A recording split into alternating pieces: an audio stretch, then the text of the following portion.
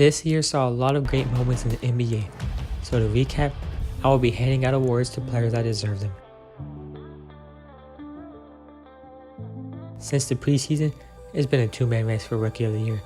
Chet Holmgren has been the second best player on the team with the second best record in the league, playing every game this season. Meanwhile, Victor Wembanyama has had a historic rookie year, leading rookies in points and rebounds per game, while also having the most blocks in the league by a wide margin. This award race is close like the Melo vs. Brown year of 2004, but I'm giving it to Victor Wembanyama. The sixth man has become less distinguished this year, as many traditional bench players have been in and out of the starting lineup for their teams due to a wide variance of injuries every single team has faced this year. Bobby Portis was my preseason prediction to win this award. He's played every game with this season and put up decent numbers. While Naz Reid is much more electric and has been a bigger part of his team's success, Portis has him beat in most statistical categories. Then there's Malik Monk, who missed the end of the season due to an MCL sprain. He is, in my eyes, the most valuable sixth man amongst my candidates I mentioned previously. Not only is he averaging 15 points a game, but he's also finished most games for the Kings, even being trusted in close games. For that reason, Malik Monk is the sixth man of the year. One interesting award is the Clutch Player of the Year award. It was introduced last year and saw De'Aaron Fox become the inaugural winner, and deservingly so. This year, however, the two main candidates for this race have had similar years in the clutch. Steph Curry has had the most points this season and has better shooting splits than DeMar DeRozan across the board, but his win rate is suffering from the Warriors' early season struggles. Still, when it mattered most, Curry has clutched up not only in games, but for the season, saving the Warriors from elimination when they were merely a game ahead of the Rockets. For how he's been able to carry the Warriors and win them as many games as he has, especially late in the game when he had to be clutch, Steph Curry is my Clutch Player of the Year. An award similar to Sixth Man of the Year is Most Improved Player, as there aren't really any standout candidates in particular, except for one. As most are predicting Tyrese Maxey, Kobe White is much more deserving. He really went from just another guard who didn't have a sure spot in the league, someone who's been below average for years, to a starting caliber point guard for the Chicago Bulls.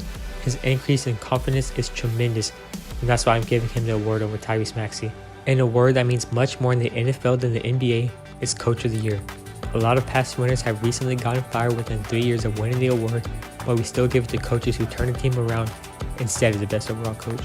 This year, however, I think the winner of the award will be on his team for years to come, and that's Mark Daigneault. Not only has he gotten the team to be the number one seed in the Wild West, but they've beaten a lot of good teams, even when Shea was injured. How he does it, I don't know. On paper, his roster isn't one seed material, but now Chet Holmgren has come in and been a star alongside Jalen Williams, and everyone plays together and is being used to the full potential, which has been a problem for every team in the past that has had as many young players as the Thunder do. This year, the Defensive Player of the Award is going to one of two players. They're both Frenchmen, but have different cases for the award. On one hand, the Spurs have the absolute worst defensive rating without Wembanyama, and only the 7th worst defense rating with him.